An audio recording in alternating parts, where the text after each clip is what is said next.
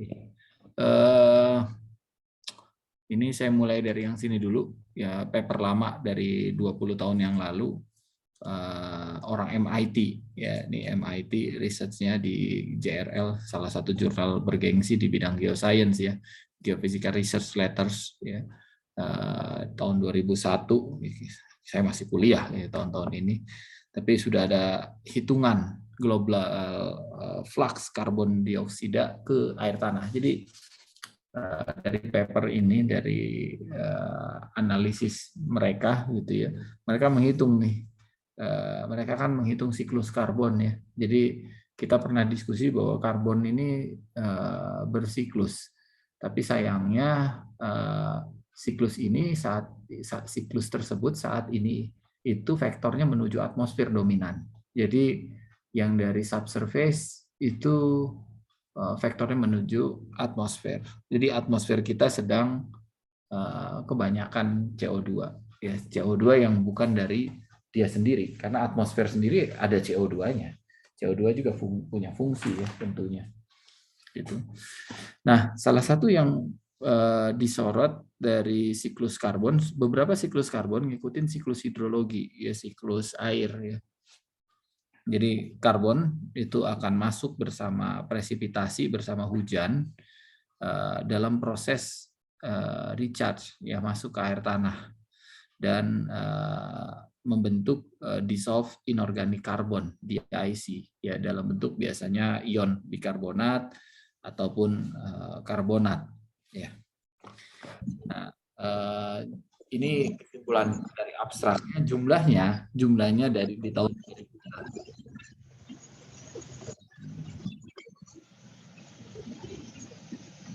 2001 ya, di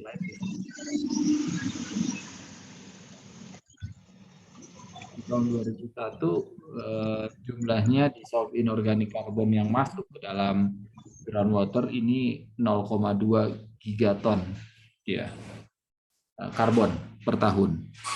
Ya, fluxnya ini masuk ya, fluxnya ke dalam ya. Jadi artinya fungsi resapan juga sebagai kontrol masuknya karbon dalam sistem subsurface. Jadi ini natural fenomena. Nah, dia coba menghitung dasar perhitungannya. Ada dasar perhitungan yang digunakan bahwa CO2 dalam bentuk gas akan berubah menjadi CO2 dalam fase aqueous-nya. Bentar nih kayak suara saya apa ya? Yang keresap-keresap. Oke.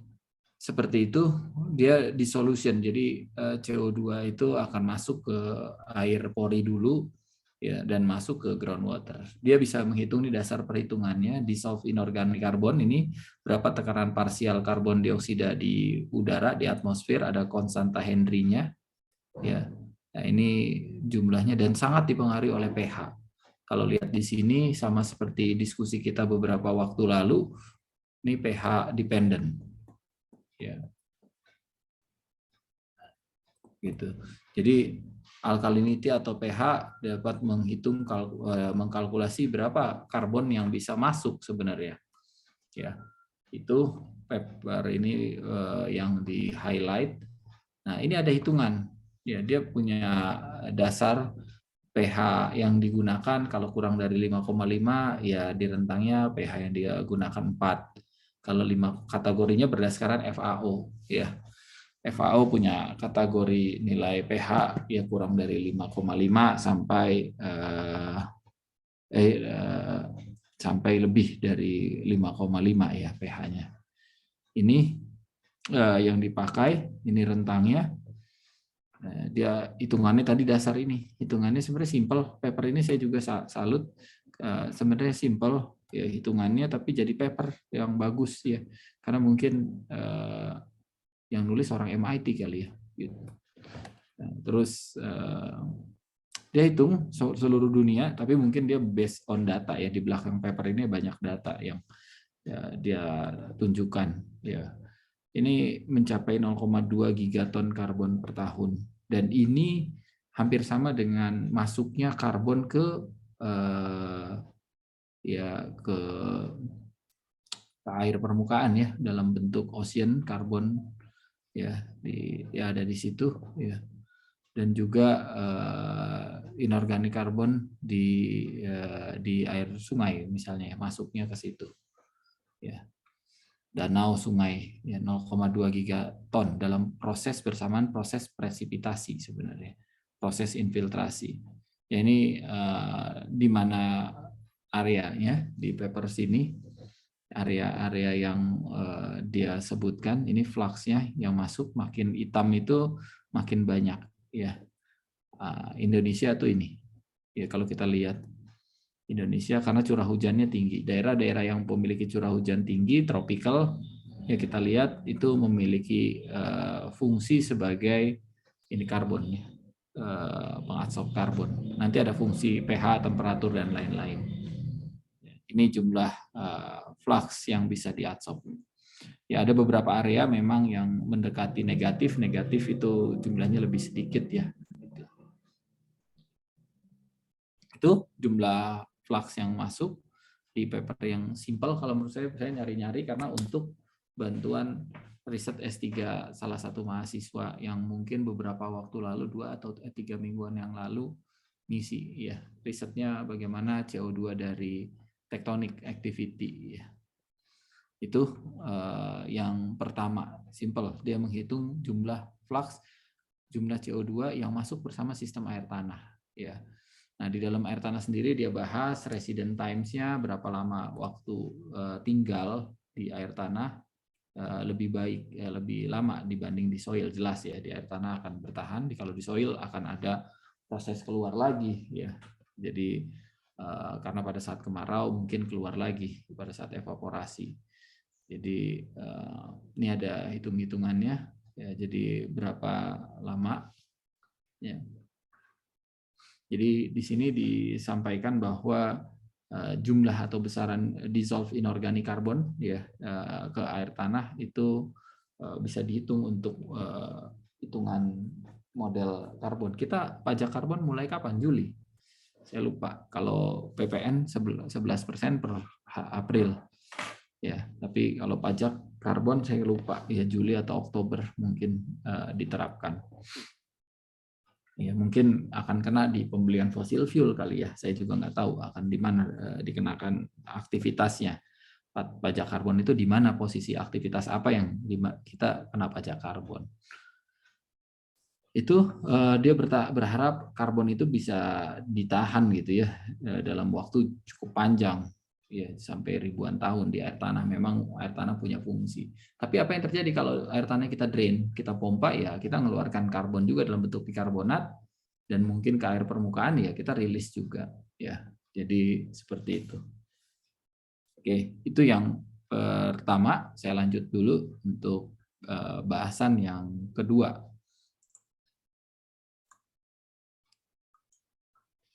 Udah ganti slide-nya? Sudah, Pak.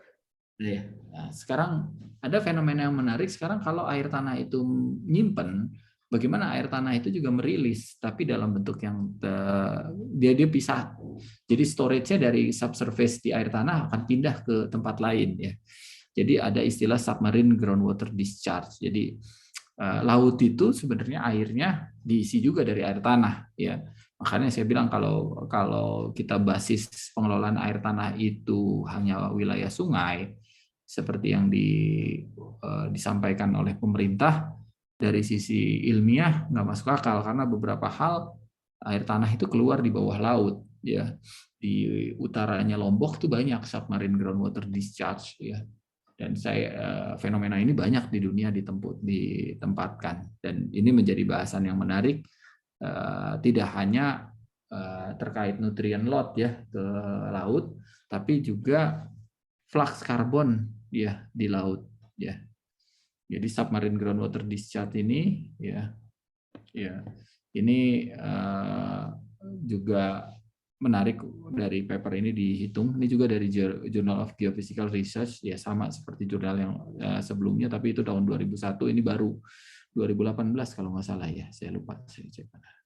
Ya, ini 2018. Nah, ini dari China, Nah, tapi yang digunakan metodenya pendekatannya dengan flux radon. Ya, jadi nanti mungkin Pak Fahri ya, yang radonnya sudah sampai, dia gunakan RAD7 juga sama metode dan toolsnya, dan RAD-H2O. Jadi dia gunakan untuk menghitung flux karbon dengan menggunakan metode radon. Jadi dia using a radon mass balance model, ya, the submarine groundwater discharge flux di laut sini, Maui, ya bisa dihitung ya berapa jumlahnya per hari masuk, ya. Jadi di season yang berbeda ya tentunya dia hitung berapa fluxnya, kecepatannya, ya, flux masuk ke dalam laut, ya, ke dalam laut. Ya, di sini jadi submarine groundwater discharge atau air tanah yang keluar di bawah laut itu menjadi kontrol pembentukan karbon di submarine, ya, di bawah laut, ya. Jadi mungkin dalam bentuk presipitat dan mungkin akan diabsorb oleh mangrove, ya, sebagai bahan makanan, fotosintesisnya dia, ya, bahan-bahan makanannya. Di sini yang menarik dari sini dia sampaikan di daerah ini juga jumlah submarine groundwater discharge melebihi discharge air sungai di daerah itu ke laut, ya. Jadi submarine groundwater discharge-nya lebih besar daripada air sungai itu sendiri, ya. Jadi dia sampaikan bahwa submarine groundwater discharge di daerah sekitar pantai ini penting dalam perhitungan neraca karbon, ya. Neraca karbon, jadi kaitannya dengan ketidakpastian mangrove dalam blue carbon budget. Saya sendiri lagi cari ini blue carbon budget itu kemana sih sebenarnya, siapa yang mulai bilang bahwa ada blue carbon budget. Ini jadi dia gunakan radon. Kenapa? Sebenarnya pertanyaannya dia menghitung flux CO2 dengan radon. Nah, ini menarik karena banyak literatur dari tahun dulu, ya, dari sini nanti saya sampaikan bahwa ada paper bahwa carrier gas dalam dari subsurface, ya, tentunya carrier gas karena radon itu sumbernya subsurface. Di atmosferik dekat surface harusnya lebih kecil daripada subsurface. Karena source-nya bukan kosmogenik, bukan dari atmosfer, source-nya batu. Nah, radon ini punya parents atau carrier yang bersama di antara gas-gas carrier-nya yang paling similar itu CO2. Ya, sifatnya dan kelarutannya tipikalnya mirip dengan CO2. Ya, jadi CO2 dianggap sebagai carrier-nya radon. Carrier ini sebenarnya bukan benar-benar carrier, ya, saya ngebawa enggak, tapi lebih tepat sebagai dia punya barengan gitu, ya, barengan. Jadi penanda. Jadi dia tidak menghitung karbonnya secara langsung di paper ini, kawan ini dia menghitung dengan radon. Ya, dengan radon dia punya hipotesis bahwa menggunakan radon, ya, ini radon, ya, sebagai groundwater tracer.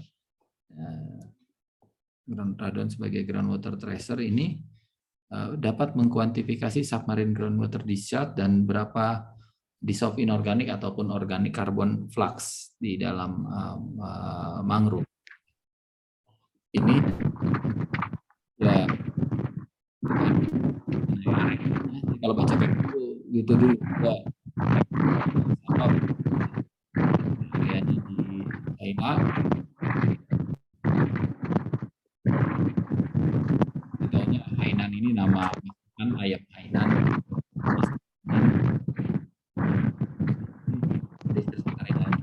Satu teluk laut Moi. Dia hitung tuh di dalam air tanah, ya, di groundwater nih yang merah bulat, terus terus di pore water di air lengasnya, jadi mungkin itu soil gas, jadi bukan dari airnya, soil gasnya dihitung juga. Dari air sungai pastinya kecil harusnya. Dia juga hitung di laut ya, di laut ini titik-titik samplingnya. Dan ini perhitungan, ini mungkin bisa dipakai persamaan ini, perhitungan mengenai neraca bagaimana radon gitu ya, fluxnya. Ya, fluxnya dari mana saja, dari atmosfer, karena ada yang positif dan negatif harus dihitung gitu ya. Ya, yang submarine groundwater discharge yang masuk ke laut itu dihitung ya, nanti ada delta fluxnya. Inisial di waktu tertentu dan di waktu awal. Ya, influxnya bisa dihitung. Ya. Dia gunakan radon karena kalau gunakan tracer lain, karena gini, kalau kita gunakan CO2, kita nggak tahu nih CO2 siapa sebenarnya, karena kaitannya dia mau dari groundwater, ya.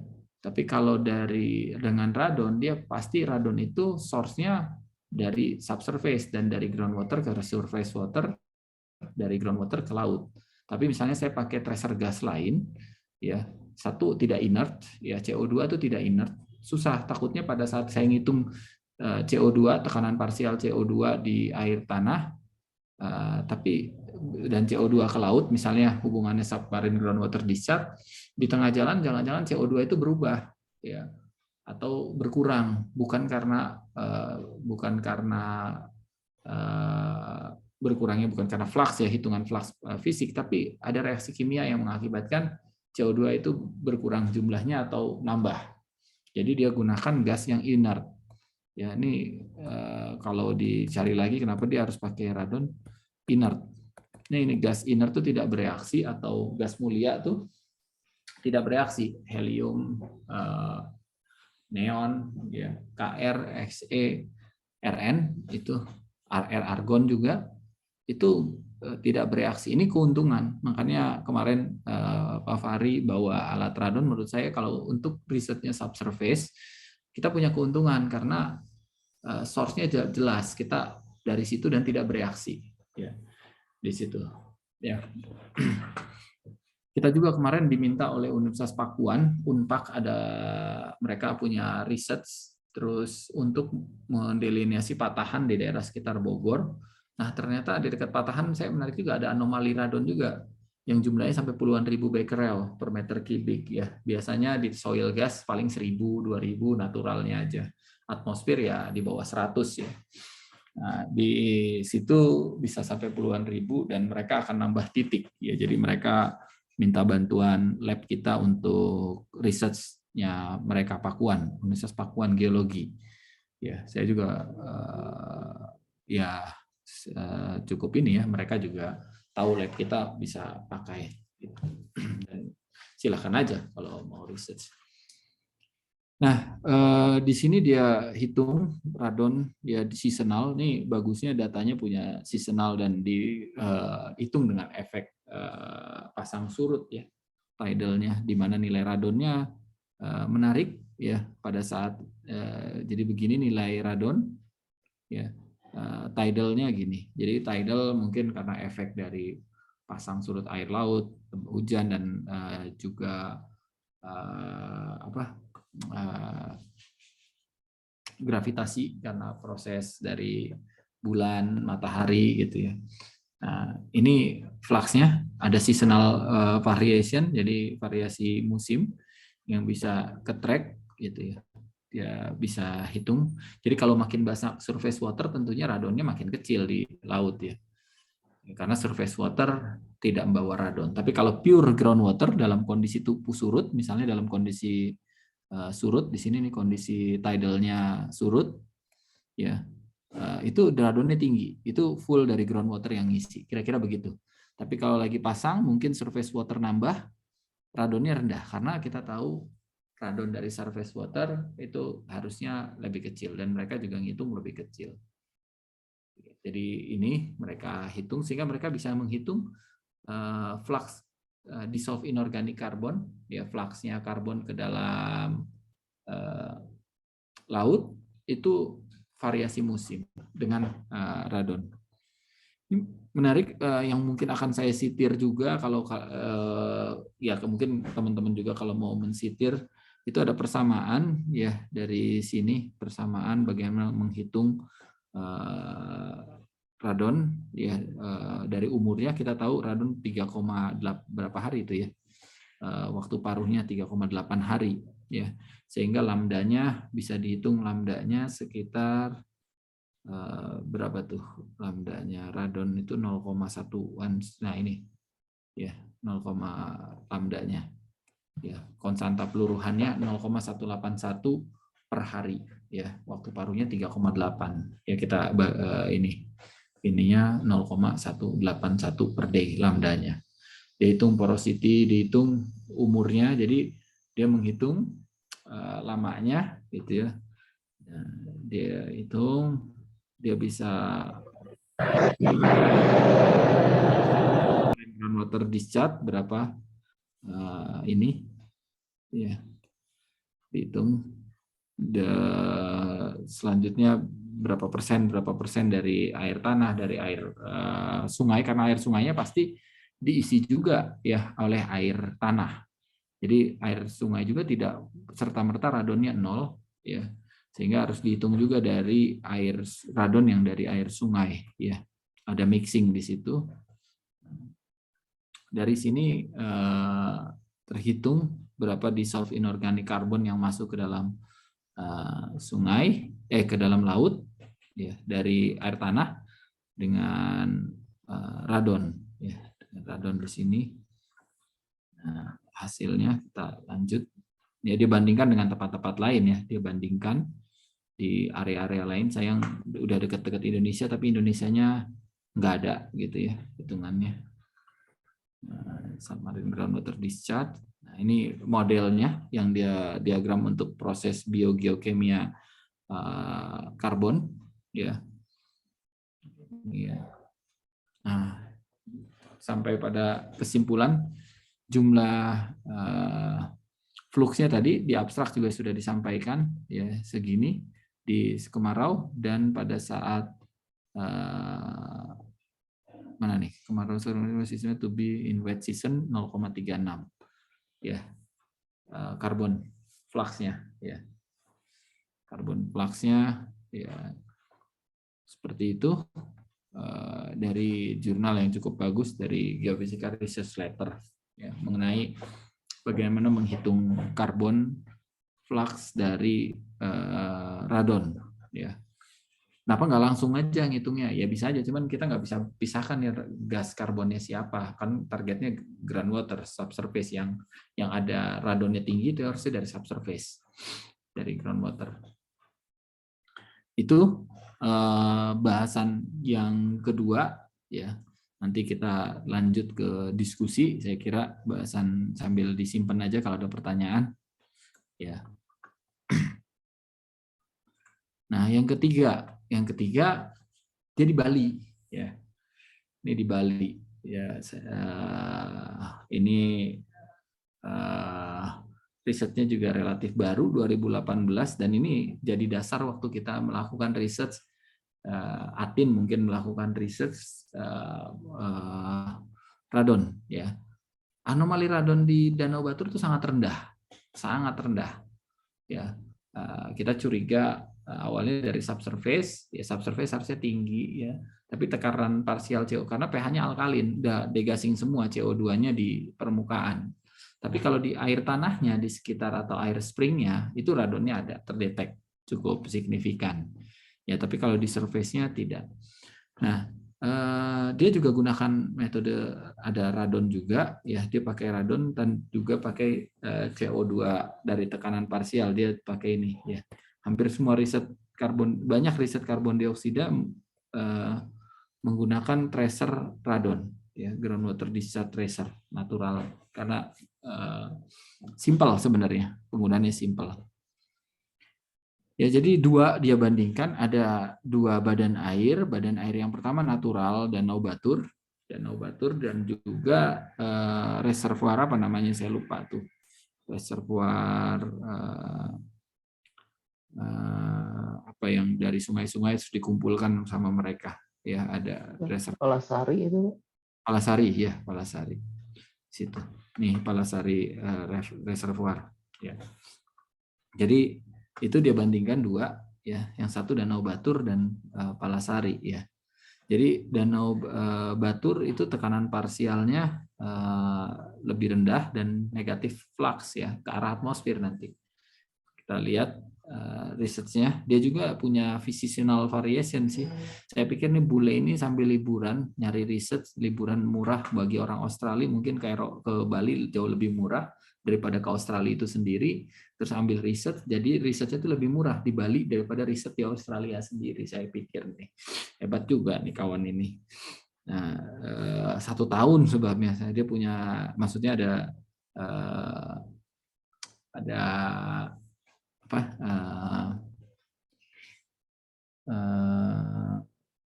Variasi musimnya, ada variasi musimnya.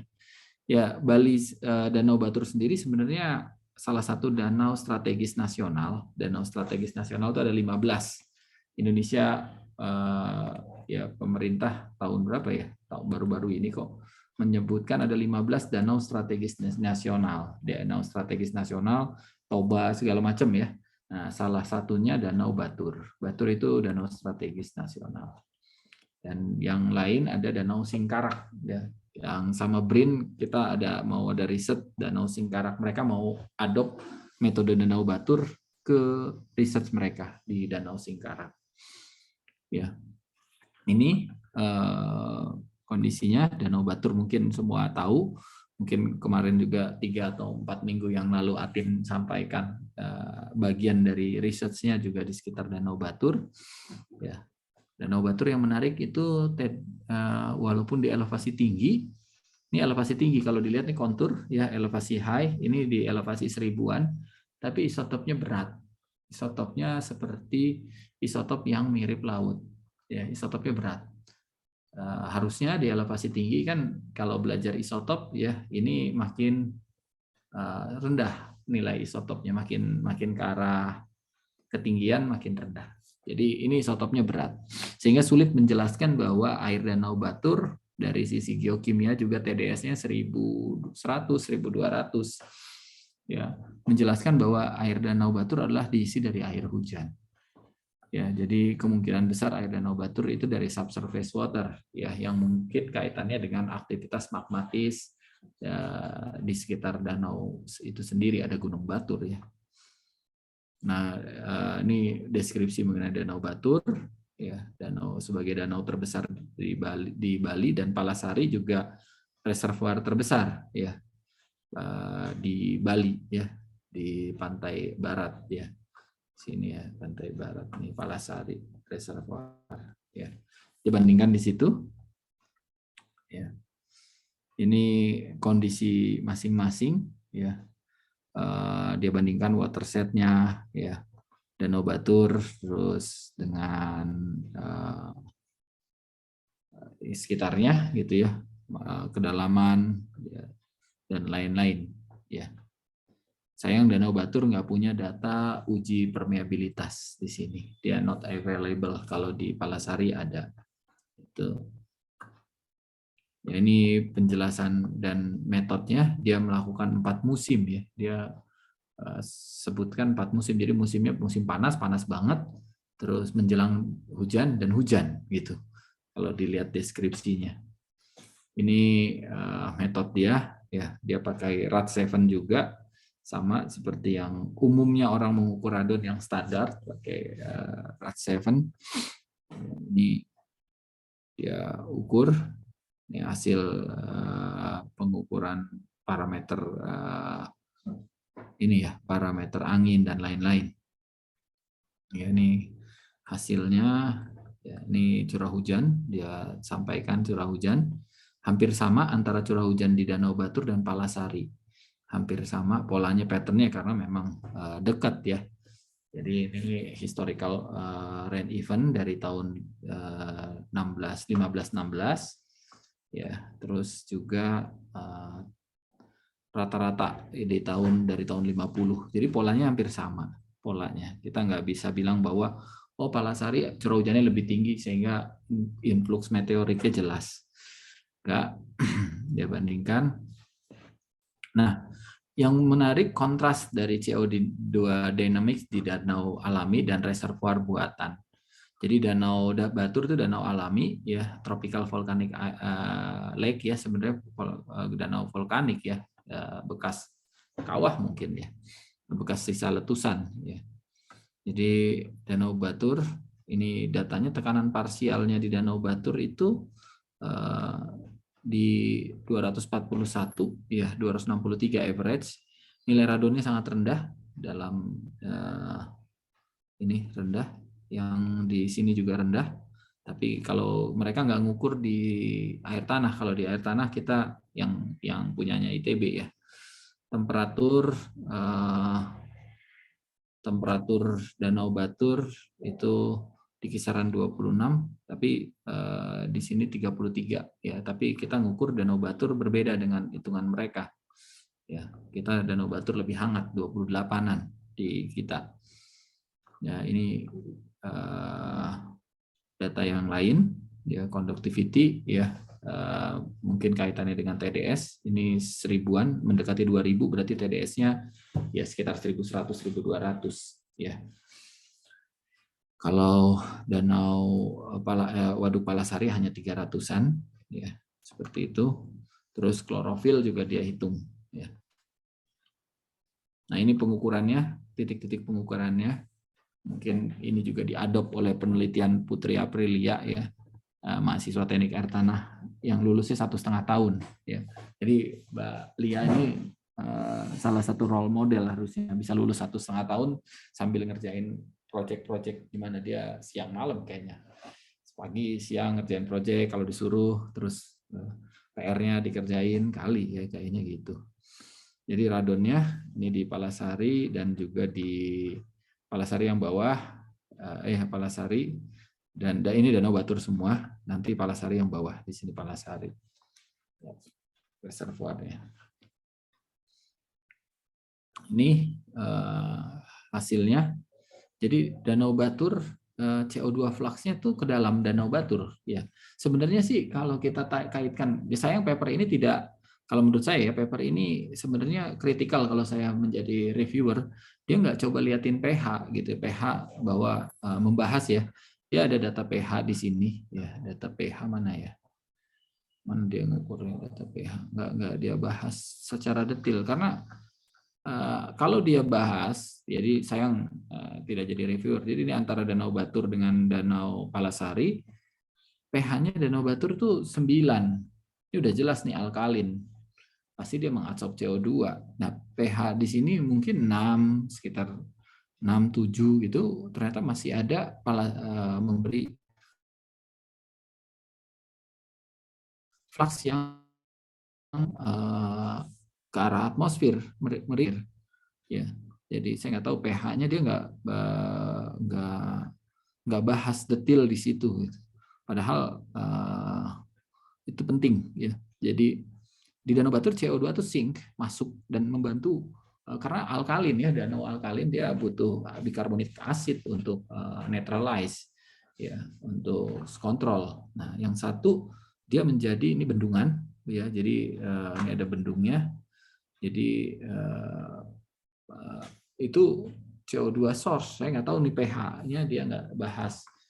Ya merilis karbon dioksida. Ya, jadi ini batuannya di sini batuan konglomerat, sandstone, calcareous sandstone gitu ya. Ini bahasannya, bahasan mereka. Ya. Nah, implikasinya ya terkait karbon dioksida ya, source-nya ada, yang ngesing ada. Jadi sebenarnya Danau Batur itu kalau dijadikan danau strategis nasional, mungkin danau yang mengabsorb CO2 di Indonesia cukup signifikan untuk Indonesia, ya untuk Bali lah terutamanya. Ini hitungan berapa jumlah CO2 yang diabsorb dari tekanan parsial CO2. Ya tentunya tekanan parsial bisa dihitung dari konsentrasi ya. Nanti konsentrasi dikali konstanta Henry-nya kita tahu berapa tekanan parsialnya. Ini tekanan parsialnya untuk masing-masing. Ya. Nah, dia sampaikan di lake and reservoir in tropical region itu kalau umumnya kan memiliki temperatur yang stabil, ya. Gitu. Jadi kalau dibandingkan gitu ya, variasi seasonal CO2 di tropical lake lain, ya di Lake Kivu, ya itu jadi sebagai kontrol carbon budget, ya.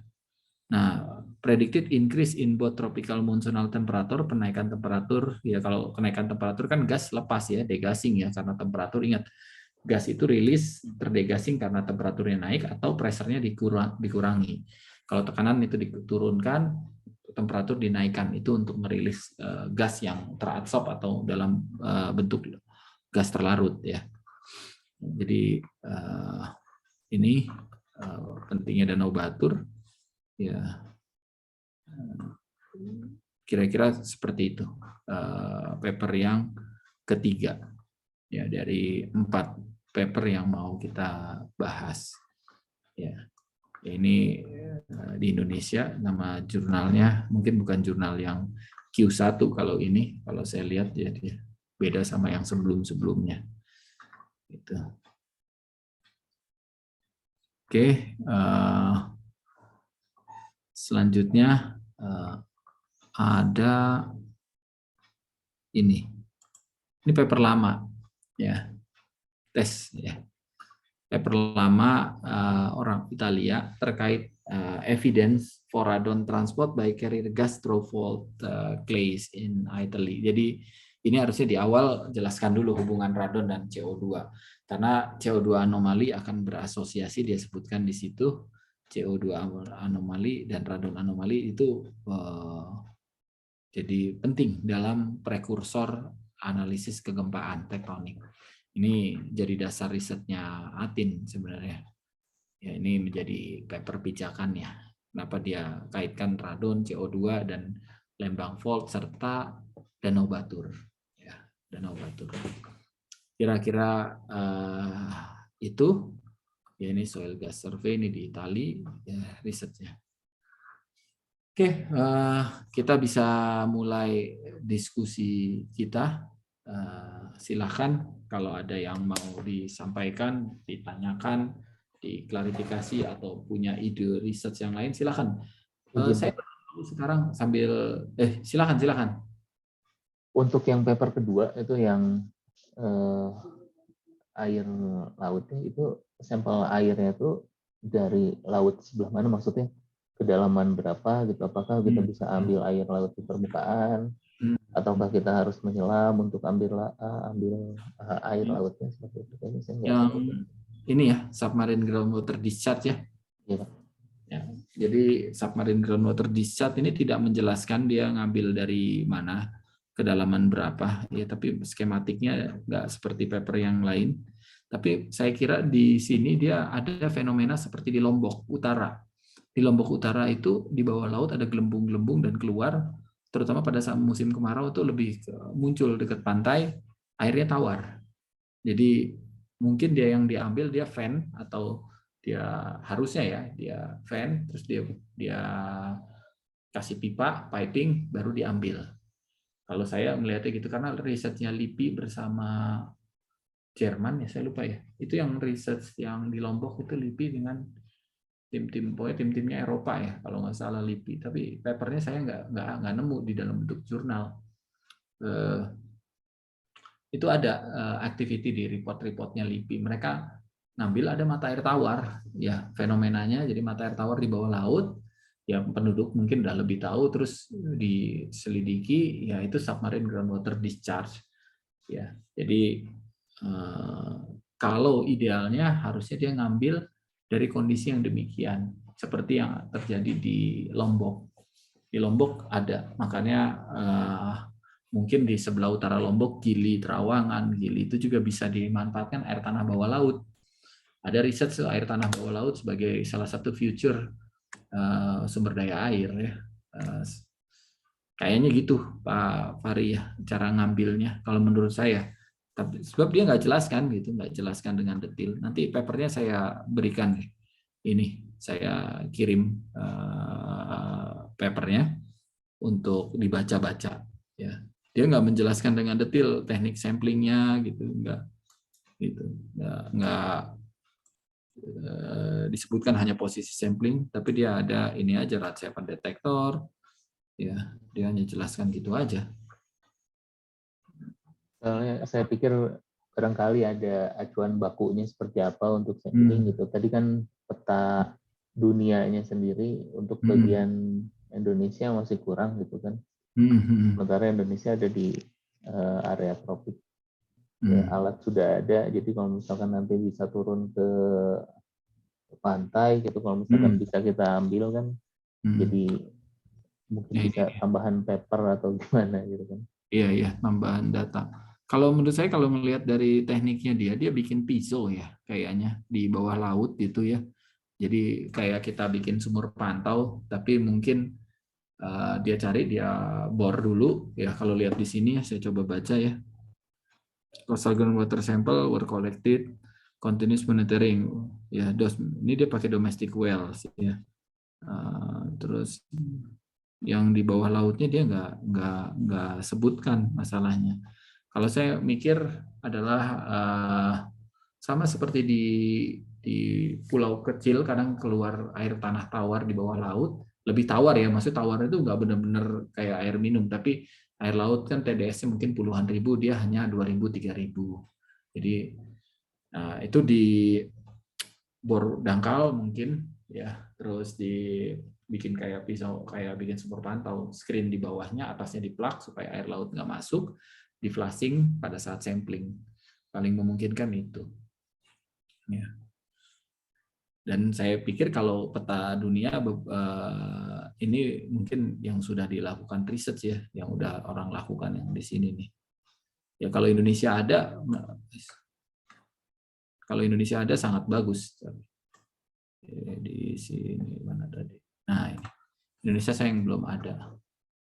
Yang ada Australia itu di Thailand mungkin ya, di dekat-dekat mungkin itu petanya ke arah ya Cina ya, nih Cina, India, Bangladesh gitu ada, Amerika Latin dan juga Meksiko serta bagian tengah sini ini tropis ya. Kita nggak ada sayangnya. Itu sih metode samplingnya. Kalau saya sih harapkan yang ideal tuh kita konstruk dulu, karena gini ada dua metode mengukur radon ya. Ini yang mungkin jadi catatan. Jadi ada yang langsung bikin lubang, terus habis bikin lubang langsung diukur radonnya. Biasanya kecil kalau kayak gini, karena pada saat kita membuat lubang radon udah keburu keluar. Tapi yang ideal itu setelah dilubangi, dikasih constructed, dikasih PVC pipe, bawahnya di perforated, terus tutup atasnya di plug, di seal, pipanya di atasnya di cap, ya. Nanti seminggu 2 minggu kemudian baru kita ukur rutin. Gitu. Groundwater juga idealnya begitu, ya.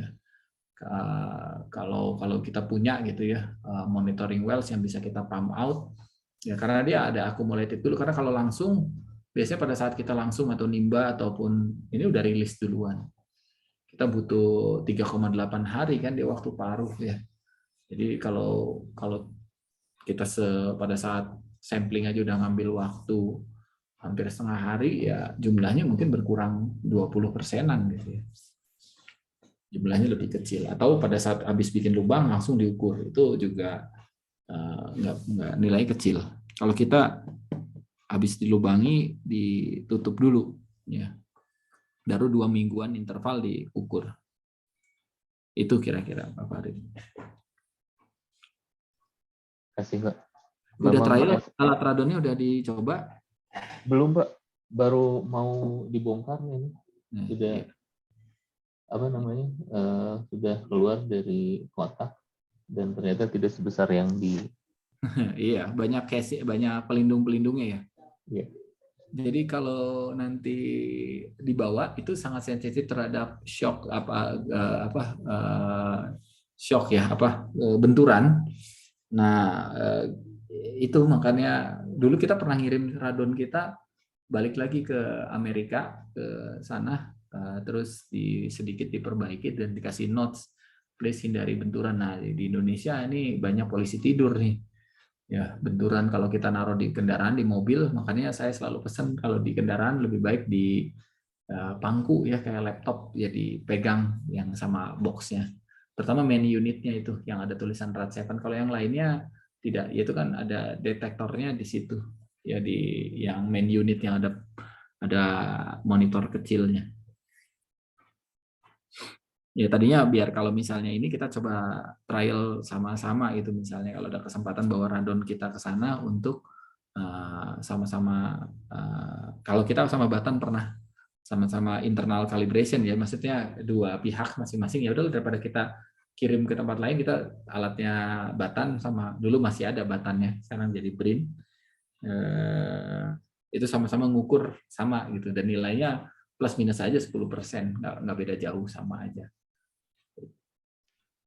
Atau kalau misalkan saya bawa aja punya saya ke Bandung apa ya?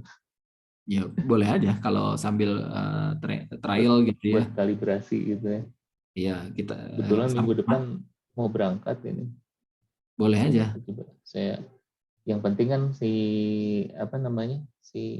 RAD 7-nya aja, yang lainnya nggak perlu dibawa tuh.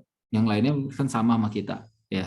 Tapi main unitnya aja, unit utamanya. Kalau yang lain kan aksesorisnya kayak propnya, buat pumpnya, terus filternya gitu. Drieritnya ya, mungkin drierit itu yang buat ngeringin, yang warna biru itu. Desikan. Ya desikan itu kita ya desikan itu drierit itunya, komposisi tulisannya.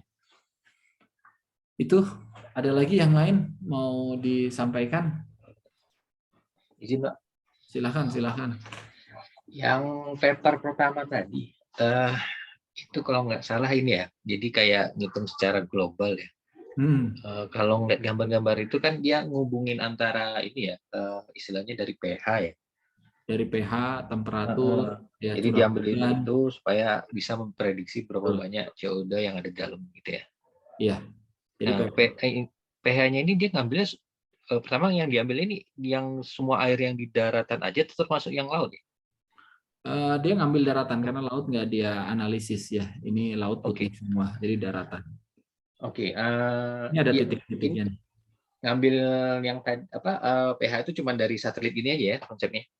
Iya, dia ngambil konsep secara random mewakili area situ terus dihitung, Kak. Jadi kalau dihitung resolusinya rendah nih pasti. Akurasi resolusi artinya tiap area segini, misalnya ini kan berapa ratus square kilometer nih segini gitu ya. Nggak semua warnanya hitam kan. Kalau kita zoom in, ada yang warnanya abu-abu atau mendekati putih gitu. Gitu, ini sangat global.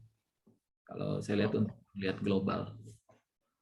Oke. Berarti ngandelin citra satelit ya sebenarnya ini. Dia ngandelin citra satelit, data pH, temperatur, data recharge ya, terus dari beberapa sampling point yang dianggap representatif ya gitu.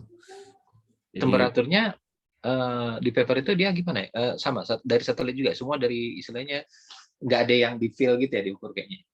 Nggak ada. Main citra satelit semua berarti. Sebenarnya nggak satelit, mungkin ada data yang report ya, dari report di situ temperaturnya annualnya sekian, monthly-nya sekian. Dari ini ya, stasiun mungkin. Stasiun. Kalau saya lihat sih kayaknya dia ngandelin data BMKG atau ya BMKG-nya lokal ya di situ. Data curah hujan, jadi bukan full satelit juga gitu. Iya. Oke. Kemudian yang ini paper kedua tadi apa ya? Yang terkait yang ini penasarannya dengan submarine groundwater discharge itu. Karena tadi Pak Farid nanya ngambilnya, kalau saya kebayang pertama kalau groundwater bisa keluar sampai ke laut, apalagi kalau semakin dalam kan, logikanya kan laut pertama ini ya density-nya lebih tinggi ya Pak. Karena lebih TDS juga tinggi, berarti kalau air yang groundwater kan cenderung lebih ringan ya, density lebih kecil ya, sedikit lebih kecil. Bisa ke situ berarti lumayan juga beda headnya untuk bisa dia keluar ya. Betul. Jadi yang dibutuhkan adalah beda head pressure. Makanya sering terjadi submarine groundwater discharge fenomena itu di volcanic island atau kalaupun di basin di benua itu di sekitarnya ada elevasi yang sangat tinggi. Jadi artinya headnya cukup tinggi. Misalnya kalau di Lombok, Rinjani menuju ke Lombok bagian utara ya itu pendek. Jadi kalau facies gunung apinya tuh sebenarnya mungkin di pantainya tuh kalau hitungan facies gunung api teman-teman geologi gitu ya volcanic facies itu distalnya belum nyampe situ. Kan ada fen, proxima central, proximal distal yang gitu. Ya itu masih jadi di bawah lautnya sendiri mungkin kalau lihat Gili ya, Gili Trawangan, Gili Manuk, Gili kita pernah riset di situ ya volkanik itu dan mungkin itu bagian dari dan vulkaniknya belum kalau lihat komposisinya masih ada breksi, masih ada yang kasar-kasar gitu ya. Ada mungkin piroklastik yang besar gitu. Ini nampaknya masih belum benar full distal. Jadi dia masih banyak yang permeable tapi udah jatuh di bawah sini padahal yang halus-halusnya masih di sini sehingga di sini keluar. Ya, yang halus-halus yang tuff halus, makin lama makin halus kalaupun dia dari piroklastik ya. Dari abunya. Nah, di sini masih kasar. Nah, ada bagian-bagian tertentu muncul ada pulau gitu ya, Pulau Gili gitu. Ya. Mungkin ada di sini kalau keluar. Jadi dibutuhkan pressure head yang cukup signifikan ya untuk ada submarine groundwater discharge. Jadi memang seperti itu. Kalau kita hitung density roll-nya kan kalah ya, air tawar lebih ringan daripada air laut, tapi dia punya pressure, ya punya head, punya energi ya besar sehingga bisa dorong, bisa keluar itu kan berarti dia ngedorong badan atau kolom air di atasnya ya, sehingga dia bisa keluar. Kalau enggak dia ngalir terus saja. Seperti itu memang. Kemudian ini apa yang mau tahu ngubungin radon sama CO2 itu gimana ya maksudnya? Tadi kan yang dipakai untuk ini CO2 itu radon ya sebagai ininya. Apakah maksudnya kalau komposisi radon segini pasti CO2-nya segini gitu ya? Sebenarnya kalau angka kontrolnya gitu ya, angka misalnya kita punya garis radon sama CO2 ya ada korelasi ya, tapi nggak setiap tempat sama. Tapi gas CO2 sama gas radon itu pola punya similarity. Misalnya gini, mengukur radon CO2 di Maribaya dengan radon CO2 di Itali. Nah, korelasinya itu tidak sama garis korelasinya. Jadi kurvanya mungkin Indonesia begini, di Itali begini gitu ya. Kita nggak punya. Tapi ada pola radon tinggi, CO2 tinggi. Gitu. Karena dianggap similarity carrier ya. Nah, sebenarnya gas yang naik tidak hanya CO2, di Lombardi juga mengatakan ada CO, H2, N2, tapi yang punya similarity itu CO2 karena solubility-nya mirip ya, ini solubility-nya itu mirip dengan radon ya. Nah, kira-kira itu. Jadi tapi kalau misalnya diambil misalnya CO2 sama dengan nilai tertentu kali radon gitu ya, tambah nilai tertentu itu nggak disampaikan, tidak sulit karena mungkin kurvanya terlalu banyak di tempat ini begini, tempat ini begini, tempat ini begini jatuhnya gitu. Seperti itu mungkin ya. Kita juga pernah mengukur sih pola radon dengan CO2 di Maribaya ya, memang kondisi seperti itu, tapi tidak selalu sama gitu naiknya. Misalnya radon di sini naiknya 2 kali, di tempat lain naiknya cuma 1,5 kali, di tempat lain sama ya nggak naik gitu ya. Ya ada begitu ya, karena masalahnya CO2 sendiri masalahnya nih, apalagi kalau kita di atasnya banyak biological aktivitas ya, aktivitas biologis yang CO2 ini juga dibutuhkan. Jadi kan CO2 tidak inert ya, masalahnya tidak inert. Saya ngukur di gurun ya, di yang CO2 mungkin nggak ada yang ngambil lagi, Tapi di Indonesia, di atasnya Lembang, di atasnya itu ada semak belukar, hutan pinus, dan lain-lain. CO2 aja begitu keluar juga tumbuhan itu butuh CO2 untuk fotosintesis. Ya CO2 terdekat, tumbuhan rendah ya, yang nggak tinggi ya mungkin ngambil CO2 dari rilisnya gas CO2 di situ misalnya. Jadi permasalahannya karena CO2 radonnya inert, CO2-nya tidak inert. Ya. CO2-nya gampang bereaksi dengan yang lain atau ada yang ngambil, kalaupun nggak bereaksi ada yang ngambil, seperti tumbuhan yang ngambil gitu, atau nambah dari yang lain. Kalau di atasnya ada timbunan sampah atau yang lain, ada biological activity ya juga ngelepasin CO2 dari respirasinya bakteri. Ya bakteri bernafas ngeluarin CO2 juga. Jadi agak sulit kalau hanya mengandalkan anomali CO2. Karena CO2 bisa CO2 dari mana nih gitu ya. Di bahasan sebelumnya kita juga sebenarnya bisa dipisahkan CO2 punyanya CO2 siapa, punyanya batu, punyanya tanaman ya, karena nilai 13 karbonnya beda. Itu mungkin kesulitannya ya kalau CO2 versus radon kita ambil yang satu inert, satu tidak. Tapi kalau dia sama-sama dari subsurface ya itu gampang karena tidak ada gangguan. Tapi kalau udah dekat surface ya kita bikin ya susah nih. Gitu. Hasil kita yang mana kemarin di Patuha itu menarik ya. Saya mungkin share sedikit nanti hasil Patuhanya. Mumpung di sini jadi mungkin saya share karena memang ini saya stop share ya sebentar. Ada pertanyaan lagi? Ini terkait radon, pengen tahu konsepnya radon itu dia siklusnya itu di apa ini? Di dia ini mirip kayak ini juga kan, siklus hidrologi gitu. Jadi muternya itu kayak siklus air gitu juga atau enggak? Atau kalau radon tidak bersiklus, radon itu rilis. Jadi kalau siklus kan gini, balik lagi dia dari misalnya kayak hidrologi ya. Karbon itu ikut siklus, carbon cycle ada. Tapi kalau radon itu jalur peluruhan karena dia nggak susah balik lagi ke uranium. Source-nya radon, parents batunya itu ada uranium. Jadi nggak maksudnya kalau dia nggak ini meluru. Tapi kalau pergerakannya tuh dari misalkan dari udara gitu masuk subsurface kemudian ke yang tadi ke laut gitu ada kalau gitu ya sama. Enggak. Jadi kalau khusus radon itu gini.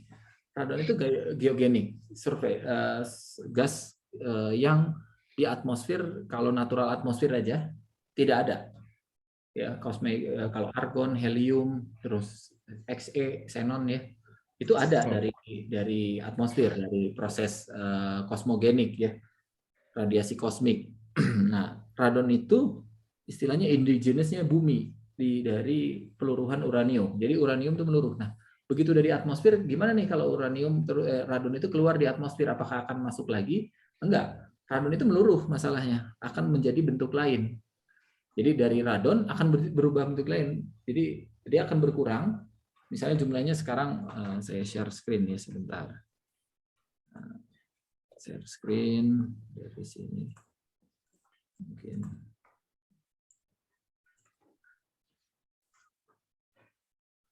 papan tulisnya.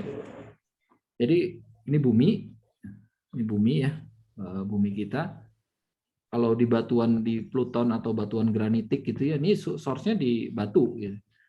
Ada crack, radon itu meluruh dari uranium menjadi macam-macam, ada radon. Tapi begitu udah rilis jadi bentuk radon dan radon itu bergerak keluar dan ini rilis ke atmosfer, ya radon ini berubah lagi jadi bentuk lain, ya berubah menjadi bentuk lain. Nah, waktu paruhnya 3,8 hari. Jadi setelah 3,8 hari jumlah radon ini setengahnya dari seharusnya. Lama-lama habis, jumlahnya makin kecil, makin kecil. Habis dia bentuk lain. Nggak, makanya di atmosfer paling gede itu 10 sampai 100 becquerel per meter kubik ya. Kalau memang tinggi biasanya ada anomali dari bawah. Karena source-nya tidak ada lagi, dia nggak balik gitu ya. Nggak balik jadi masuk lagi radon ke sini nggak. Tapi ini terus nih, ini kan meluruh terus nih. Ini juga batu secara geologi ini terbentuk lagi dari pembekuan magma, siklusnya ikut siklus batuan yang umurnya jutaan tahun. Apakah lama-lama uraniumnya habis? Ya uraniumnya terbentuk lagi dalam proses geologi, bentuk lagi, tadinya masih magma gitu ya, terbentuk ya ada uraniumnya ya. Uranium memang dominan di granit, tapi artinya batuan yang lain pun ada uranium dalam jumlah yang sangat kecil. Nah, meluruh menjadi radon. Jadi sebenarnya radon ini satuannya bukan satuan konsentrasi biasa. Becquerel ini satuan activity, satuan aktivitas peluruhan, satuan aktivitas ya, pencacahan ya, aktivitas mengemit radiasi. Ya, bisa pakai Curie, bisa pakai Becquerel. Gitu. Kalau satu arah gitu berarti suatu saat lama-lama ini ya, boleh dibilang radon akan berkurang terus ya, karena kan batuan siklusnya umurnya jutaan tahun. Iya, Kalau radon ya. cuma hari-hari aja, 3,8 hari. Ya 3,8 hari, tapi kan dia dari setengah, ini 1 menjadi setengah, jadi setengah, begitu terus gitu. Di atmosfer jumlahnya, tapi ini terus saja degassing. Ini sementara rock cycle karena ada subduksi, mungkin ada tektonik lempeng, ini terbentuk lagi, nambah lagi. Jumlah uraniumnya aja yang nambah. Mungkin yang berkurang kalau uraniumnya berkurang, gitu. Yang menjadi parents-nya gitu ya. Nah, seriesnya radon itu ngikut seriesnya uranium ya, ikut series peluruhannya ya. Nah, ya jumlahnya sih relatif ya gitu terus. Selama ini masih ada pembentukan kan jalan terus nih sebenarnya, pembentukan ini nih jalan terus. Ini juga jalan ya. Gitu. Oke. Ya. Satu lagi terkait ini tadi Danau Batur itu bisa ini kan untuk apa, nyerap CO2 ya. Kalau misalkan gamping kan bisa juga ya sama kayak ini ya. Ya. Konsepnya. Begitu terkena air jadi danau bisa jadi fungsinya sama ya.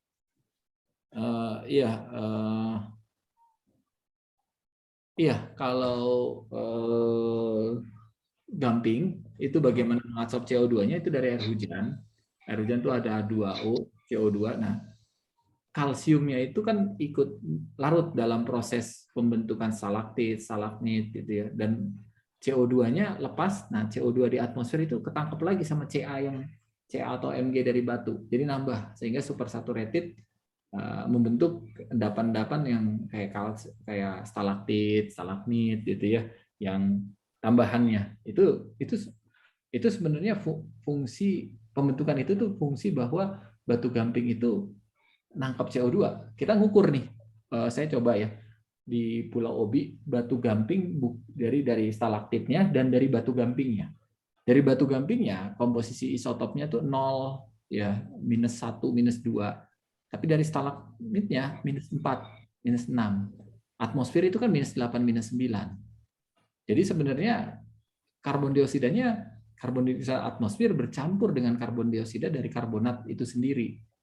Jadi proses atmosferiknya masih kelihatan. Jadi kalau murni marine sedimen itu 0 ya.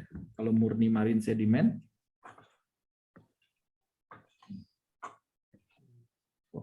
nggak bisa nyoret-nyoret.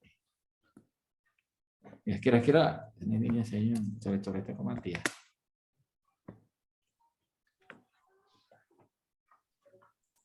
Tes. Iya, tapi konsepnya sama dengan tadi Danau Batur ya kalau gamping juga atau beda? Kalau tadi kan pH-nya ini ya. Ya, konsepnya sih sebenarnya mencari pasangan. CO2 ini harus ada yang makan gitu sebenarnya. Siap. Ya konsepnya air danau dengan pH yang alkalin. Kita punya alkalin banyak. Alkalinitasnya ya artinya alkalin Mg, Ca, Na itu alkalin ya banyak nih. Ya, membentuk hidroksida biasanya pasangannya. Nah, sebagai pengimbangnya kan kita butuh asid dalam bikarbonat acid pengimbangnya. Ya, untuk menjaga dia berharap keseimbangannya di situ terus gitu ya. Nah, untuk menjaga itu dia ngadsorb siapa yang punya makanan gitu ya, punya pasangannya ya, punya yang bisa ini kalau dia butuh penyeimbangnya CO2 dalam bentuk bikarbonat ya dia makan gitu. Nah, beda dengan air danau asam. Danau asam batu itu merilis bikarbonat ya dari batu ya, dari mana air hujan kontak dengan batu ya ada bikarbonatnya. Nah begitu masuk ke danau yang asam, bikarbonat ini nggak bisa hold di dalam danau karena setelah pH-nya 3,8 itu hampir semua CO2 dari bikarbonat akan jadi CO2. Nah, CO2 ini terdegasing keluar, rilis melepas ke atmosfer. Jadi danau asam itu akan ngerilis CO2, danau alkalin akan mengabsorb CO2. Kira-kira gitu, karena kondisi tadi ya seperti tadi. Oke. Oh, tapi kalau yang gamping tadi dari batuannya malah ya. Kalau gamping CA-nya kita punya dari batuan, memang CA-nya ada dari batuan. Maksudnya kalau tadi konsepnya udah danau batur, berarti CO2 itu nyerapnya ke airnya, hubungannya dengan airnya. Kalau yang gamping ke gampingnya itu ya, bukan Ya, ke misalnya gamping kan, bukan ke danau misalnya ada genangan air, bukan ke airnya itu, bukan ya. Kalaupun ada air akan menjadi presipitat, ngisi-ngisi rekahan tuh. Jadi kadang-kadang ada secondary karbonat filling ya itu ya. Ya itu juga akan dia ada punya pasangan, airnya bawa Ca, airnya juga bawa bikarbonat. Nah, lama-lama saturasi indeksnya terlampaui, ya jadi endapan tuh. Gitu. Berarti kalau misalkan ada X tambang gamping, lebih baik memang digenangin kalau gitu ya? X tambang gamping, ya cenderung kalau X tambang gamping ya kalaupun jadi genangan selagi itu ya biarin aja jadi danau alkali kali ya nantinya. Gitu.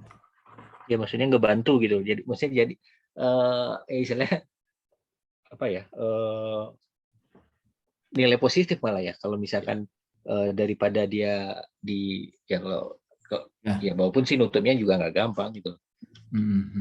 Iya, apalagi kalau batu danau ya kalau gamping kan semuanya dia makan gitu ya, nggak ada waste-nya gitu. Paling topsoil kan, gitu. Kita nutup laginya susah kalau orang tambang batu gamping ditutup lagi pakai apa gitu ya. Nutupnya pakai tambang. Ya makanya kalau dibilang nanti digenangin jadi genangan kayak danau gitu, ya dia justru punya nilai positif seperti tadi nggak ya? Iya, malah saya berpikir gini, danau kayak gamping gitu ya, kalau bisa tambang quarry limestone, sayangnya umumnya open cast ya.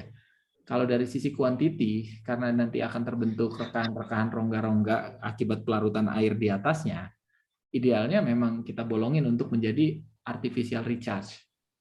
Jadi ini saya sebentar, ini kok share screen-nya mati. Oh, jadi daerah imbuhan. Iya, karena kan terbentuk presipitat ya. Terbentuk rongga maksudnya, terbentuk karena